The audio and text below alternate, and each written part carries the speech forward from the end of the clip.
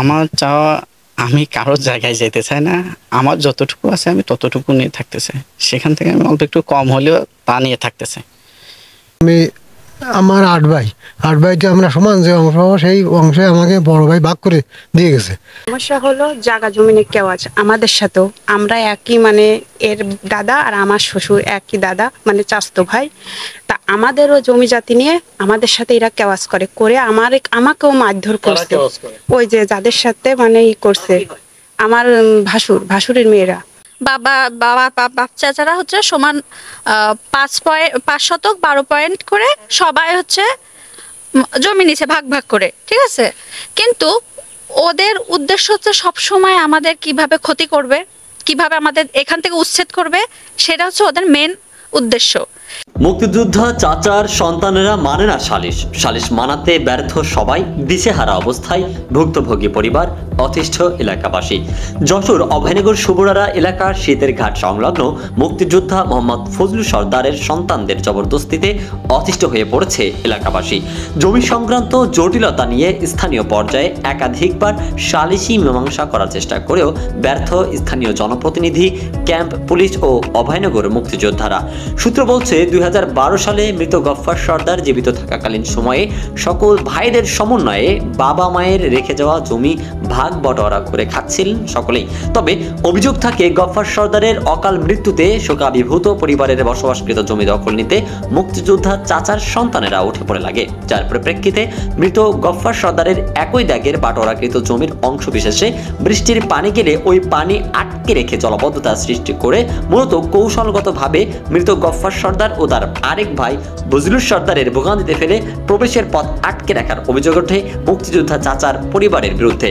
এর জের ধরে লাগাতার সালিশ ও অভিযোগ পাল্টা অভিযোগ শুরু হয়। পরবর্তীতে মুক্তিযোদ্ধাদের সন্তানেরা তাদের চাচা মৃত গফফার সর্দারের জমি দখল নিতে মুক্তিযোদ্ধা বাবার ক্ষমতার অপব্যবহার শুরু করে, যার ফলে মৃত গফফার সর্দারের পরিবারের সদস্যরা পরে চরম বেকায়দায়। এদিকে জমি সংক্রান্ত জেরে একাধিকবার স্থানীয় ইউপি সদস্য কাপ্তান সর্দার, বীর মুক্তিযোদ্ধা আকবর হোসেন, বীর মুক্তিযোদ্ধা মিসবাউল ইসলাম ভোলা ও মহিলা সদস্য সেলিনা পারভিন, স্থানীয় ক্যাম্প ইনচার্জ মোকাররম আলী সহ স্থানীয় গণ্যমান্য ব্যক্তিবর্গ একাধিকবার সালিশি মীমাংসা করানোর চেষ্টা করেও বারংবারই ব্যর্থ হয়েছেন।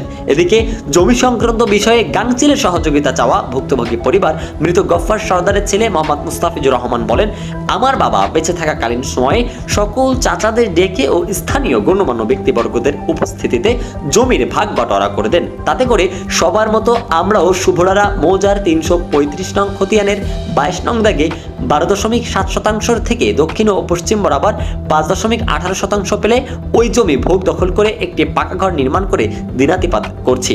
এছাড়াও ভুক্তভোগী মুস্তাফিজ আরও বলেন, তার দাদা মৃত আতিয়া রহমান সর্দারের শুভরারা মৌজার হাল নং 808 খতিয়ানের 163 নং দাগে 29% ভাগ বটোয়ারা জমিতে মুক্তিযোদ্ধা চাচা বসবাস করছেন। তিনি আরও বলেন, আমার মুক্তিযোদ্ধা চাচার সন্তানেরা আমাদের বর্তমান বসত ভিটা থেকে উচ্ছেদ করতে উঠে পড়ে লেগেছে।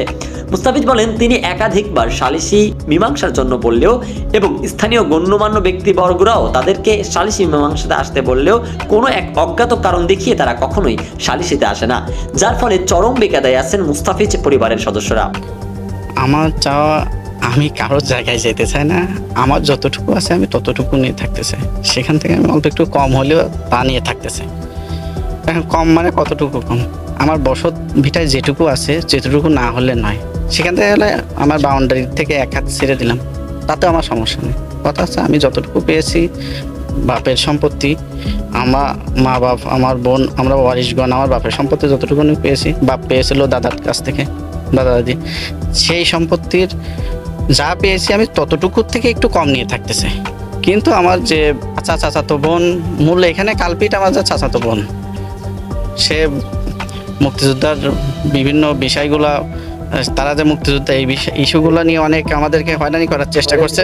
শেষমেশ দেখছে যে মুক্তিযোদ্ধারাও মুক্তিযোদ্ধাদের কথাও তারা মানে নাই, না মেনে এখন পর্যায়ক্রমে এসে এই একরকম করেই আমাদেরকে মোটামুটি কথা যে কোনো রকমে ঘিরতে দেবে না, গেলে মারামারি, এইগুলো আমাদের বাপ চাচাদেরকে অনেকবার মেরেছে। ঠিক আছে, আমার এই চাচাটাকে মেরেছে, আমাদের মানে এমন কেউ নেই যে এখানে মারামারি। আরও আপনাকে জানবেন যে আমাদের ওই একটা চাচি, ওনারা যে মারা মারছে, ওনাদের সাথে মারামারি হয়েছে জায়গা সম্পত্তি নেই। শুধু আমার সাথে সীমা নয় না, ওনাদের সকল সীমানায় ওনাদের সমস্যা। পুলিশের কাছে আমরা অনেকবারই যাওয়া হয়েছে, পুলিশও মানে এখনো অতিষ্ঠ। পুলিশের কাছে গেলে বলে যে আপনারা এটা জমি জায়গার মামলা তো আমাদের না, যার জন্য তারা আমাদেরকে বলতেছে যে আপনি মানে আদালতের দ্বারস্থ হন এবং সেভাবে আপনি এগিয়ে যান আর কি। এখন এর ব্যতিরেকে তারা আমাদেরকে কোনো সহযোগিতা, এবং দেখা যাচ্ছে যে পুলিশকেও তারা মারতে যায়, এমনও পরিস্থিতির সৃষ্টি হয়েছে আর কি। স্থানীয় সালিশ হয়েছে এবং সেই সালিশনামা সবগুলো আমার কাছে আছে। দেখা যাচ্ছে সালিশে তারা উপস্থিত থাকে না।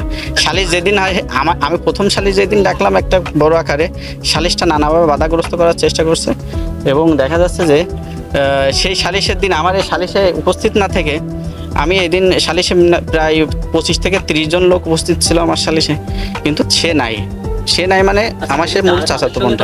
টাইমে দেখা যাচ্ছে যে আমার সালিশের টাইমে তারা যায় থানায় যায় আমার নামে উল্টো অভিযোগ করে আসছে, এরকম পরিস্থিতির সৃষ্টি হয়। মানে তারা উল্টো প্যাচ দেয়, বাস্তবে চাই যে আমরা এখান থেকে আমাকে উচ্ছেদ করতে চাই, মানে তাদের চিন্তাধারাটা এরকম। এই জন্য তো আমি আমার যে উদ্যতন চাচা যারা আছে, মুরব্বী যারা আছে, আমার গোষ্ঠীর যে মানে মুরব্বী যারা, তাদেরকে নিয়েই সব আগে আমি প্রথমে পারিবারিকভাবে চেষ্টা করছি মেটানোর, তারও আমার প্রমাণ আছে। তারপর চেষ্টা করছি যে স্থানীয় সালিশের মাধ্যমে, তাও হয় নাই। তারপরে আমি একটু মানে উপজেলা বলেন, থানা পুলিশ বলেন, এগুলো নিয়ে চেষ্টা করলাম, দেখলাম যে তাও হয় না। মানে তারা কথা হচ্ছে যে সে অনেক আইন জানে, এই আইনে কাজ হবে না, ঠিক আছে, বন্টননামা করবে। আমাকে আমার ঘর করার আগে তারা বাধা দেয় না, এখন বলতেছে কি যে নতুন করে বন্টন করো। আমার একতলা বাড়ি, যেখানে আমার প্রায় 20 লক্ষ টাকার মতো খরচ হয়েছে, আমার বাড়ি, পাকা বাথরুম, আপনি সরজমিনে যে দেখবেন আর কি। কিন্তু সেই বাড়িটা তারা চায় কি যে না, এখন নতুন করে বন্টন হবে, নতুন করে বন্টন হলে আমার বাড়ি ঘর ভেঙে আমি তাদেরকেই, আমার এইখান থেকে এই দাগের থেকে দেবে 1.5 শতক পাবো। মানে বন্টন কি তো জমি না, এটা মৌখিকভাবে এলাকার জমি কি আর ওইভাবে খাতা কলমে কি বন্টন হয়, ওইভাবে বন্টন হয়। এবং এটা 2012 সালে তারা আর মানে বাপ চাচা সবাই, আমার শরীরটা সবাই মিলে উপস্থিতিতে এটা বন্টন হয়, ঠিক আছে, সবাই মৌখিকভাবে পাশাপাশি গেলে। এবং ওনার বাপ, আমার চাচাতো বোনদের বাপ, এবং আমার যে দোলা চাচার কথা বলে বারবার, যেটাকে নিয়ে চট্টগ্রামে আটকায় দেয়, এই কেসটা বারবার চট্টগ্রামে আটকায় দেয়, তিনিও সেই সালিশে উপস্থিত ছিল, তাও আমার প্রমাণ আছে। এবং তিনি আমাকে এখানে ঘর করতে বলছে। এখন আমাকে বলতেছে যে না, নতুন বন্টন হবে। ঘর করার আগে আমি বলছি যে চাচা আমি এখানে ঘর করবো না, আমি বাইরে সরে যাই। বলছে তুমি তোমার বাপের ভিটায় করবে না কেন? আমার বড় দাদাদের সাথে ওদের সমস্যা। এবার হচ্ছে আমার আব্বার বড় ভাইয়ের মেয়েরা, ওরা হচ্ছে তো আমাদের বাসা হচ্ছে গিয়ে রাস্তার, আমার দাদার জমি আছে ও রাস্তার ওই পাশে, দক্ষিণ সাইডে আর উত্তর সাইডে আছে আমার দাদির। সব মিলায়ে মানে আমার বাবা চাচারা হচ্ছে সমান 5 শতক 12 পয়েন্ট করে সবাই হচ্ছে জমি নিছে ভাগ ভাগ করে, ঠিক আছে। কিন্তু ওদের উদ্দেশ্য হচ্ছে সবসময় আমাদের কিভাবে ক্ষতি করবে, কিভাবে আমাদের এখান থেকে উচ্ছেদ করবে, সেটা হচ্ছে ওদের মেন উদ্দেশ্য। সেই কারণে প্রথম থেকে আগে হচ্ছে গিয়ে এই যে রাস্তা যে ড্রেন, ঠিক আছে, এইখান থেকে যে পানি যায়, বৃষ্টির পানি, আমাদের কলের পানি, সেটা আটকাতো। ওই পাশে একটু হচ্ছে জমি আছে, আর একটু আমাদের মানে 5 শতক 12 পয়েন্ট রেখে, আর হচ্ছে 11 ফিট না ভাইয়া, 11 ফিট জমি আছে না ওখানে, হ্যাঁ 11 ফিট। তো ওই 11 ফিটের সামনের যে রাস্তার যে নালা, ঠিক আছে, ওটা তো সরকারি জায়গা, তাও নাকি ওদের জায়গা, আমাদের পানি যেতে দিত না। এখন ওইটা হচ্ছে চেয়ারম্যান থেকে, মেম্বার থেকে রাস্তা ড্রেন করে দিছে, তারপর সে কালভার্ট দিয়ে দিছে, ওই সমস্যার সমাধান। এখন তারপরেও তো আমাদের পিছু ছাড়বে না। এবার করছে কি, নতুন করে তাদের বন্টন করে দাও। 20 সালের পরের থেকে আমাদের 20 সালে এই ঘর, আর এখানে তো আমরা ছোটকাল থেকে বসবাস করি। 20 সালের পর থেকে আমার আব্বা হচ্ছে মারা গেছে 21 সালে, ঠিক আছে, আর আমার ঘর শুরু হয়েছে 20 সাল থেকে। তো আমার আব্বা মারা যাওয়ার পর থেকে তাদের নতুন করে আবার বন্টন দাও, ঠিক আছে। আর এই বন্টন কিন্তু 12 সালে সবাই বন্টন ভাগাভাগি হয়ে 12 সাল থেকে আমরা যার যেখানে চাচারা যেটুকু জমি পাইছে 5 শতক 12 পয়েন্ট করে সে সেখানে খাচ্ছে, ঠিক আছে, সে বসবাস করতেছে। তাদের এখন নতুন করে বন্টন করে দিতে হবে।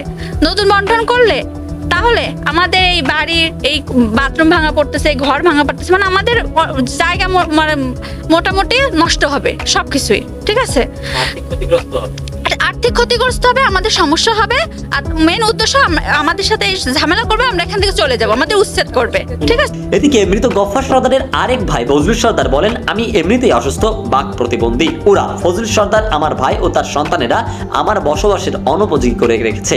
এখন বৃষ্টি নেই তাই ভালো আছি, তবে আর কিছুদিন পর সে বৃষ্টির সময় আসতে যাচ্ছে, মরলে লাশটাও ওরা বাহিরে রাখার পরিবেশ রাখে না। এই ভোগান্তি থেকে মুক্তি পেতে চান। আমার 8 ভাই, 8 ভাইতে আমরা সমান যে অংশ পাবো সেই অংশে আমাকে বড় ভাই ভাগ করে দিয়ে গেছে। দেওয়ার পরে এই যে জমি, এই জমিতে একটু নাইলের মতন কাটা আমাকে আছে, মানে আমার নোয়া ভাইটা সে বলে যে আমার মাঝি ভাইয়ের পানি যাবে কম নেই, এই মাঝি ভাইয়ের পানিটা যাতে গেলে আমি একটু ছাড়ি দিয়ে যাই, ছাড়ি দেওয়ার পরে ওটা আমি পরে ঠিক করবো। কারণ এই জন্যই যে না মাঝি ভাইয়ের পানি আমার পানি যাবে কম নেই, আমার এই পানিটা বলে মেনি স্থাপিত থাকে, বুঝলেন, সরার কোনো লাইন নেই। ওই না তারপরে এই পানিটা মানে আমার গতবার আমার এই নাতনি পুতনিটা পড়িয়ে মানে সে ইয়ে গেছে, পানি এই পর্যন্ত পানি হইলো, বুঝলেন। পানি হওয়ার পরে ওরা সে পানি আমার কিন্তু পানি তো পরের পানি হলেও তো ছেড়ে দেওয়া যায়, সে পানি ছেড়ে দিল, সেটা কাটাকুটি দিয়ে মোটামুটি সেই নালির ভিতর দিয়ে যে নালি যে জায়গায় দিই সেই জায়গায় ওই কাটাকুটি দিয়ে মানে ভরে দিয়েছে। আমি একটা কাটাকুটি গেছে, আমার 3-4 আঙ্গুলি ফুটিয়ে গেছে। হ্যাঁ, তা এত হলো তোরা পরের পানি হলে তো ছেড়ে দিতে, এবার পানি আটকায় দেওয়া হয় তো মারা যায় না। এই রায় আছে বড় ভাইয়ের নাম কি তার? ফজলুর রহমান। ফজলুর রহমান। জি। আচ্ছা, মানে চাচ্ছে আমাদের যে অংশটা, আমরা তো তাকে অংশে আমরা বক দখল করতে চাই না, আমাকে যে অংশটা সেই অংশটা আমরা বিতাক করে আমার বড় ভাই ভাগ করে দিয়েছে। দেওয়ার পরেও তারাও কেউস গন্ডগোল করে, বলে আমরা হ্যাঁ স্থানে বহুত আলাপ আলোচনা হয়েছে, ওই তারা মেনে নিতে চায় না। হ্যাঁ বসবাস করতেছি, মানে সেইভাবে তো বসবাস করতে 3 বার ওর বাপ 2 বার 3 বার মেয়ে গেছে, ওর বাপের মা না আবার নতুন করে আবার করে দেবে। এছাড়া জমি সংক্রান্ত জেরে মারপিটেরও শিকার হওয়া মুস্তাফিজের চাচি বলেন, এই জমি সংক্রান্ত জেরে আমাকে কয়েক দফা মারপিট করে নীল ফোলা জখমও করেছে আমার ভাসুর মুক্তিযোদ্ধা ফজলুল সর্দারের পরিবারের সদস্যরা। সমস্যা হলো জায়গা জমিনে কেউ আছে আমাদের সাথেও, আমরা একই মানে এর দাদা আর আমার শ্বশুর একই দাদা, মানে চাচতো ভাই। তা আমাদেরও জমি জাতি নিয়ে আমাদের সাথে এরা কেওয়াজ করে আমাকেও মারধর করছে, ওই যে যাদের সাথে মানে ই করছে আমার ভাসুরের মেয়েরা। তা ওই নীলা ফজিলা জেসমিন, ভাসুরের নাম ফজলে সর্দার, ওরাও আমাদের মারামারি করে, আমাদের উঠোনের পদ্মেও এরিয়া দিয়ে রাখছে ওই জমি জাতি নিয়ে। আমরা বলে জমি জাতি তাদের দখল করে খাচ্ছি, তা আমরা যখন দখল করে খাচ্ছি আমাদের নামে রেকর্ড, তাহলে তোরাও ই করে নে, মামলা করে উঠাই নে, আমাদের নামে কেস কর। তা করবে না, ওরা আড়াআড়ি করে আমাদের সাথে আমার 5 তারিখ করে মারছে। আমার ভাসুর মারা গেছে আজকে 5 মাস হতে গেছে, তাকেও মারছে এইভাবে ধরে ধরে, আমার স্বামীকে মারছে, আমাকে তো মানে 5-6 দিন ধরে মারছে। আমি হসপিটালেও গেছিলাম, আর ওরা 5-6 জন, আমি একা। আমার ভাসুর ওই জমি জাতি নেই, তাহলে আমার সাথে নাটা করিস কার, তাদের সাথে তোরা মিলে বসে। হ্যাঁ, আমি চাচ্ছি এটা ভালোভাবে সংশোধন হোক, তারাও ভালো থাকুক, আমরাও ভালো থাকি, মানে যাতে কোনো আপাত বিপাদ না হয়। এভাবে আর চলা যায় না, কেননা ওদের সাথে পারা যাবে না, এটা চাচ্ছি। এছাড়া অভিযুক্ত মুক্তিযোদ্ধা চাচার সন্তানদের কাছে এ বিষয়ে জানতে চাইলে তারা কথা বলতে রাজি না হলেও সুকৌশলে তাদের বড় মেয়ে ফজিলা পারভিনকে একটি পার্শ্বে নিয়ে বক্তব্য নেওয়ার চেষ্টা করলে মেঝো মেয়ে স্কুল শিক্ষিকা নাহিদা সুলতানা নীলা বক্তব্য না দিতে বাধা প্রদান করেন।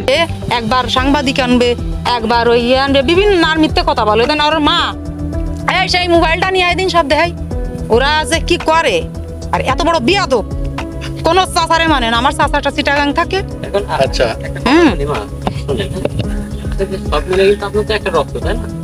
ও শোনেন, কালকে প্রশাসনের লোক আছে, কি করেছে, সে এসে জিজ্ঞেস করেছে যে আপনারা যেগুলো করতেছেন ওই ওয়ালটা বন্ধ রাখেন। ও আর একটা কথা, আমাদের ওই ইউপিসি মেম্বার তার কাছে যান, সে ওই ওয়াল দেওয়ার সময় ওইগুলোর মা আর ওই যে বোন আছে না, ওই বোন আছে পাকা বিয়াদব। ওই বোন এসে আর মা এসে প্রথম দিন শুক্রবার ছিল না, ওর আপনাকে যাচ্ছে পরে যাবেন ওই জায়গাটা আছে, ওরা জোর করে গেতেছে, তা আমরা কিন্তু কিছু বলিনি, না বলে ওরা এসে এবার ওরা ওই পিলার টিলার নিয়ে ওই যে মিরাজুল ওর মা আর ওই রুবিয়া, এই 3 জনে ওই পিলার ওই দান ফুতা রয়েছে না, থাকার পরে 2-3 দিন রয়েছে। মেম্বার আসছে, ওই দিন মেম্বার এসে কাছে কি আমরা ডেকে নিয়েছি, মেম্বারের কাছে তোরা কোনো কথা কইস নি, ফোন দিছি, আমি আসতেছি দেখতেছি, মেম্বার এসে বাধা দিছে, তো তোরা এই কাজটা করিস নি, তোর চাচা আসুক এই জায়গার কোনো মিল চাল হয়নি, সবাই তোরা বসাবসি করে এই জায়গাটা একটা মিল চাল কর করে ই করে ফেলা। কে বলে আমার অতটুকু সময় নেই, আর অতদূর সময় নেই। এখন না মেনে নিলি সবাই শোন, এখন আমার চাচা কথা চুপ, আমার চাচা কথা বলবে, আমার বারবার ফোন দিচ্ছে, সে ফোন তার সাথে কথা বলবে না। ওই মুস্তাফিজের মা বাকি তোমার সাথে কোনো কথা নয়, মিরাজুল একবারও ফোন ধরিনি। মানে সে যে মুরব্বী, সে চাচা, আমার আব্বা তো অসুস্থ, আমার আব্বা সবার বড়, আমার আব্বা কিন্তু একজন মুক্তিযোদ্ধা। তারা হ্যাঁ, তা এখন আমার আব্বা কালকে ওই দিন গেল কাপ্তান কাছে, কি সে কাপ্তান মেম্বার কস্তুরাইডে মানবি নে, তাহলে না তোমার কোনো কথা মানা হবে না। ওই মুস্তাফিজ ও কিন্তু বারবার আমি নাই নিজের মতো নিজে মাফে আর আগই, নিজের মতো নিজে মাফে আর আগই, সে কারোর মানে না, কারোর গুনার টাইম নেই আমার। কি কি সে বলে যে আমার কারোর গুনার টাইম নেই, কেন বলবো না কি জন্য? তাই করে সেই ওই দিন তা কাপ্তান কাছ থেকে, তাহলে আমি যা খুশি তাই করি, তোরা যা পারিস তাই কর, আমি নিজেই সাক্ষী দেবো সেই মেম্বার। কি চাচ্ছেন? আমরা কি চাচ্ছি, আমরা ওই জায়গা ও যখন এত কিছু করতেছে, হয় আমরা 8 ভাগ করবো, তা নাহলে 3 ভাগ করতে হবে। পরবর্তীতে স্কুল শিক্ষিকা নীলার কাছে জমি সংক্রান্ত বিষয়টি নিয়ে জানতে চাইলে মুস্তাফিজের পরিবারের পারিবারিক নানান সমস্যার কথা বলে মূল কথা থেকে সরে যান। এ বিষয়ে ক্যাম্প ইনচার্জ মুকাররম আলী বলেন, আমরা কয়েকদিন পূর্বে তাদের বাড়িতে যেয়ে ঘুরে এসেছি। এর আগেও একাধিকবার মীমাংসার চেষ্টা করেছি, তবে অজ্ঞাত কারণবশত ফজলু সর্দারের পরিবারের কাউকে মীমাংসাতে আনতে পারিনি। এর আগে গত বছরেও দৈনিক প্রভাত ফেরি পত্রিকাতে এ বিষয়ে সংবাদ প্রকাশ করা হলে কিছুটা সহনশীলতায় দেখা যায় মুক্তিযোদ্ধা ফজলু সর্দারের পরিবারকে। তবে কয়েকদিন পূর্বে ভুক্তভোগী মুস্তাফিজুর রহমান নিজ জমিতে পিলার পুঁতে জমির সীমানা নির্ধারণ করার চেষ্টা করলে পুনরায় বাধা প্রদান করা হয়। এই বিষয়ে মুক্তিযোদ্ধা ফজলুর রহমানের সাথে কথা বললে তার পরিবারের সদস্যরা কথা বলতে দেননি।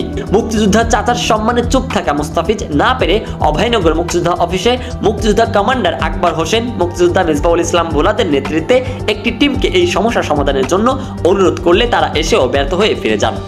এ বিষয়ে অভয়নগর থানায় লিখিত অভিযোগ দায়ের করা হয়েছে।